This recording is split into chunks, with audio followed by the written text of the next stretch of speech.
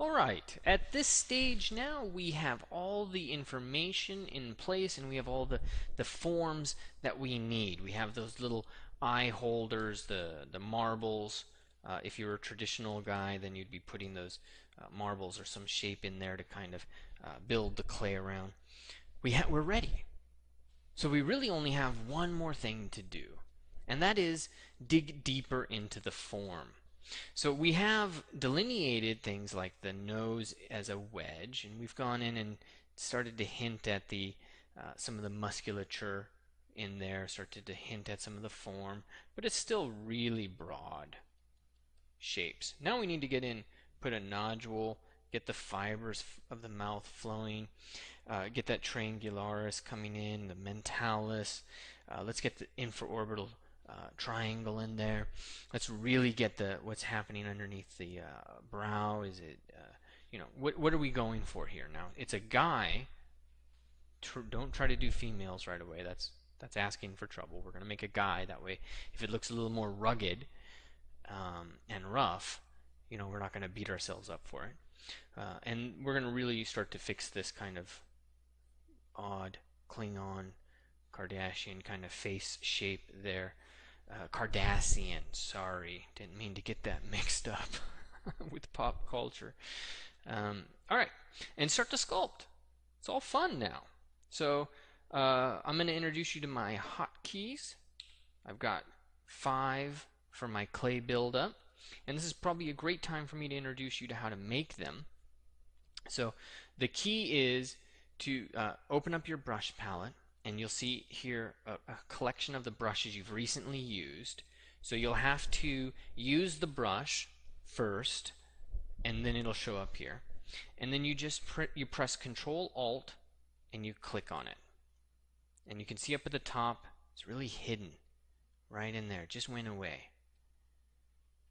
Control Alt, and then right underneath the menu it says press any key combination to assign custom hotkey, or press escape or mouse button to cancel, or press delete to remove previous command assignment. That's a mouthful. Anyways, I'm going to assign that to 5, which it already is. And it gives me a warning saying it's already been done.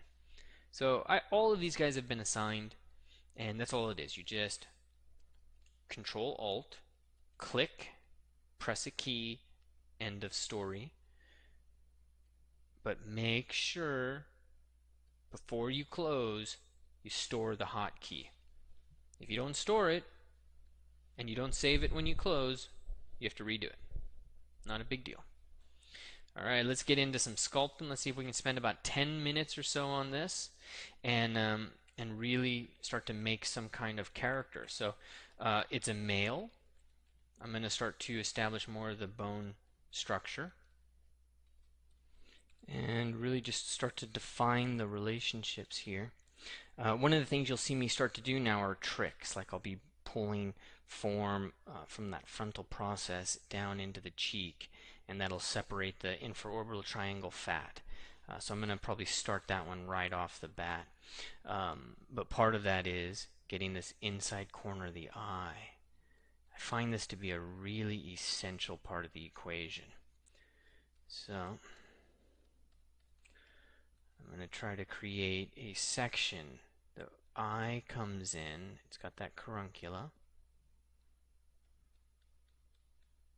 But then there should be this swath of form that comes down to the cheekbone. And then this becomes the lower eyelid. And the lower eyelid has a couple of sections. It's got that section that's immediately hugging to the sphere of the eye. And then it's got that section that connects it to the bone. And it's this section that connects it to the bone that becomes an eye bag, things like that. So I'm pressing Alt with clay buildup. I'm going to really push in. I'm also going to press Alt with the glabella while moving into that. Starts to help me define the lacrimal bone. Constantly move, And then after you've kind of carved away a little bit, you can build it back up, and it'll be a little more structural, I find. So I like to definitely, no matter what, I always carve away, and then I'll build it back up. So let's pull this in. And I'm now doing this swath that goes between that lower eyelid portion and the bone. And this has a little bit of meat. It's kind of odd, but it can get a little bit more meat right there. It definitely can confuse us. We're catching some of the eyeball underneath there.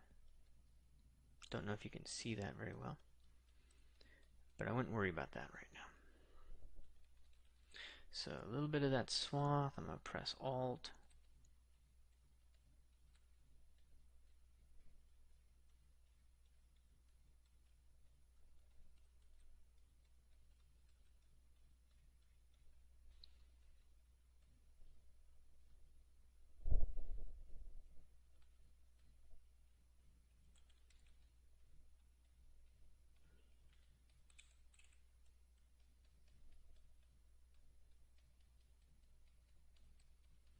And just starting to define this, getting a little bit out of control.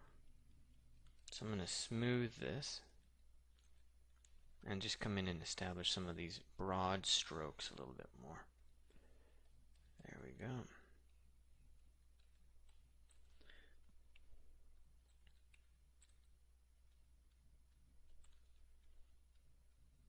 Really get that upper portion there.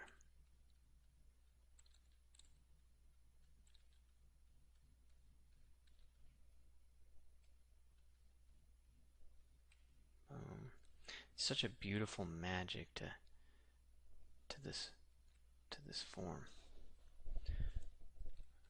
I'm going to raise that so it's higher than where that eye is. That's going to be important. The superciliary arch tends to get raised a little.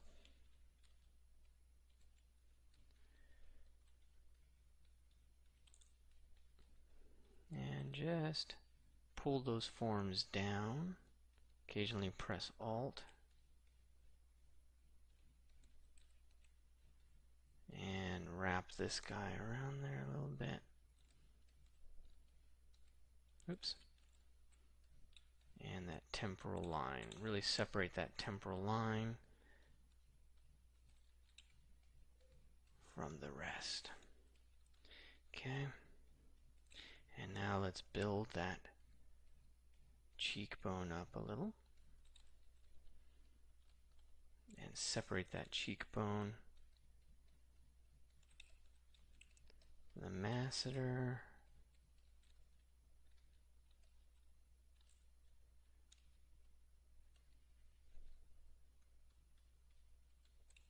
Let's get into that nose anatomy a little. So nasal bone about right here, connecting to the frontal process of the maxilla. Then we're going to get the lateral cartilage. So we're going to get a little bit of a diamond pattern as the nasal bone and the lateral cartilage connect, and then go their separate ways. We've got the alar cartilage here. We've got the nostril. Make sure to keep looking at that from a front view, and don't worry if it balloons out of control, because you can always switch to the move brush. But you're going to have to switch to the move brush. Don't forget to do that.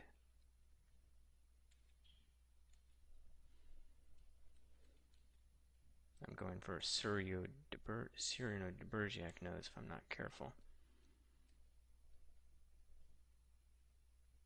Getting that alar cartilage up a little. Let's go into clay buildup. I just used my hotkey for it. Think about this side of the nose. Now you need to have that strong plane in place But then you can come in and start to extend and break that a little bit. And it's really hard because you still need that frontal process of the maxilla. You still need a bony surface right there in the middle of what eventually becomes like a curve. But we're going to leave it in there, and we're going to add a little bit of fat. And there's muscle coming through here, levitator. I forget the name of it. It's a little, the nose muscle gets actually a little confusing, but we're going to pull down. You see how I'm basically pulling from the side of the nose down underneath the nostril. That'll make a difference. That'll help you establish the form that is actually, without a doubt, there. And then we can give it a little bit of cheek. We can spend a little bit of time here. So I'm going to go B, S, and 3 for /3 brush. And I just carved out what they call the alar facial juncture. That's what plastic surgeons call it. And this alar facial juncture, this triangle, is really important. Whether you see it or not in somebody, you want to be delineating that. Okay, now the other thing I've done is I've put a line in so that the nodules muscle fibers will go that way, and I'll be able to distinguish the muscle fibers of the outer portion of the lip. Okay, I'm going to pull, and let's look at this from a front view because the mouth should really extend a bit. So move brush, BS3, let's just make some cut lines. Press Alt for some nice clean, and let's get that guy in there. /3 is good for nostrils. Okay, we've got some craziness. I really like /3 for the ear. This is line work. If you're a traditional guy, this is when you're getting in to just kind of remind yourself of the form and what's in there. So we're just making little notes. Back into clay buildup. And we're going to start using smooth a little bit more because, well, I'm going to try to do it intelligently. So watch my strokes. I'm going to smooth planes, and then I'm going to smooth planes, but you'll see there are lines I don't cross. And you can always go down in subdivision level, and it'll have a greater effect.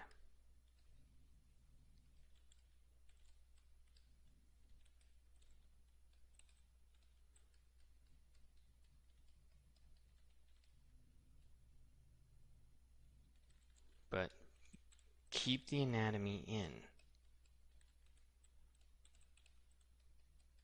as much as you can.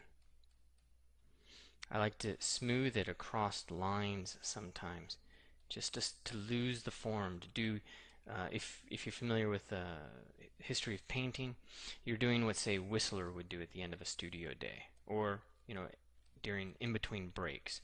You just smooth it all down so that you can come in and create form a little cleaner. But you have a lot more information than when you started the day.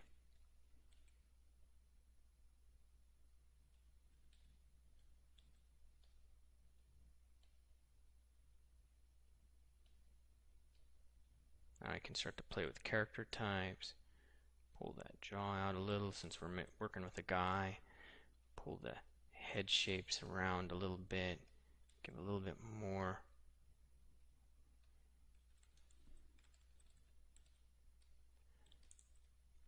A little more character. Careful, don't lose all that hard work though.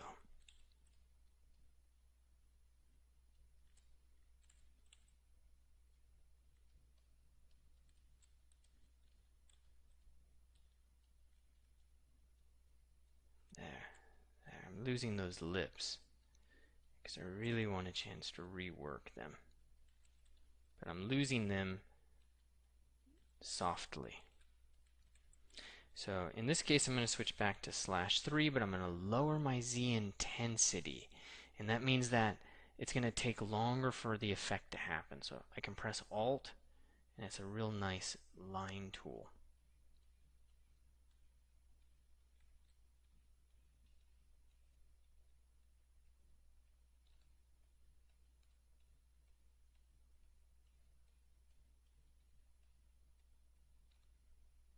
Oops.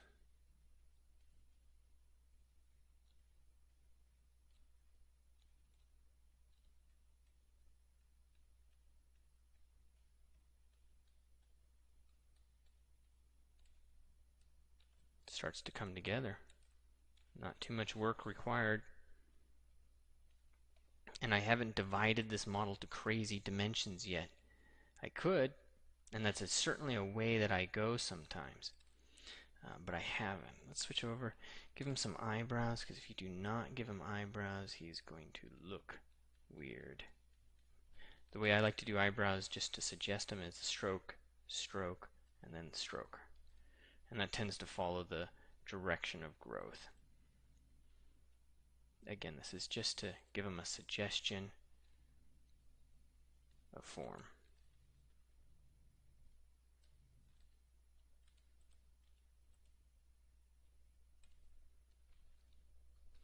And last thing I really want to do is just get that fat overhanging it. But one of the things that happens is that as we're sculpting these totally separate forms, we're affecting both of them. So sometimes you want to hide one. And the way you do that is you press Control Shift and you just click it. And then you press Control Shift, you click and drag outside of the model. Don't include it, but outside. And that inverts it. And that means that I've got a moment in time in which I can start to work with that guy. And I don't have to worry about it being affected. So I'm going to put a little bit of skin and fat over the eye there.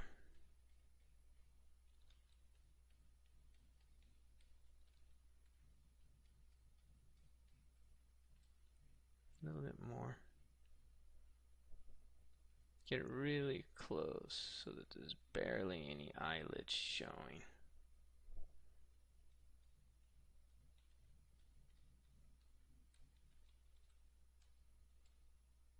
Okay. You can always put that eyelid back in with a /3 brush.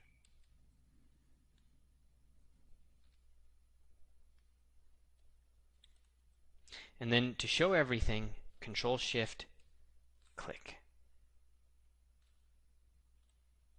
And we have a working model. I'm going to lower his subdivision level and start to mess up that sagittal crest a little bit and adjust a few things.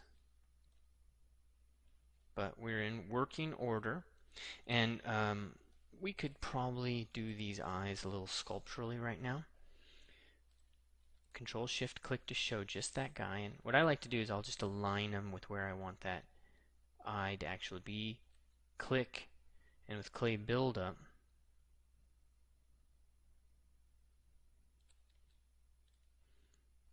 I can quickly kind of put that in. One of the tricks, of course, is to make them looking at you and not looking away. And of course that's when you're really close, but this is just one of the things we have to do as sculptors. Get that figured out. And so I could sculpt that in another place, but let me show you another way. I'm going to Control click and drag out.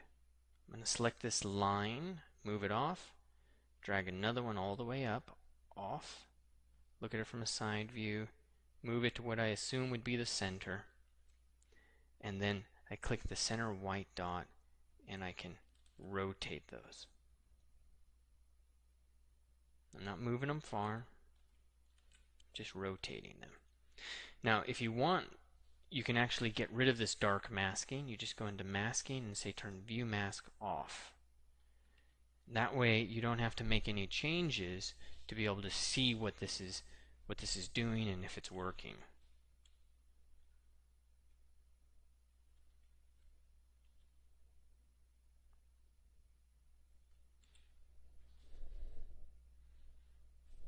Whole host of issues. But let's leave it at that. And let's put our perspective back at 90 and see if that original form, yeah, so we end up being somewhere around here. Let's go back into 50. And I'm just going to finalize a couple of things because now the eyes are really close together.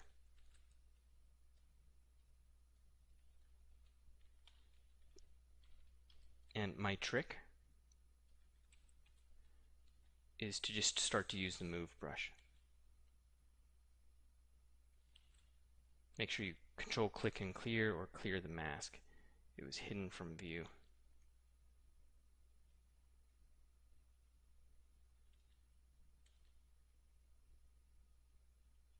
This is called cheating, but I want to introduce this to you early on so that I can help save you from the heartbreak of feeling like you have to make things perfect. It's just my own mission in life is to make us a little less perfect. Just get in and do the best you can, and then if that doesn't work, switch to another tactic. I remember one of my teachers telling me that Peter Paul Rubens would start all of his paintings in the indirect method, and if that didn't work, then alla prima it was. You just go right into direct painting. He didn't care, was the message. What he cared about was that a painting got done. That was what he cared about. And that's what I care about. That's what I would love for you as you're learning to care about. You're going to want perfection enough.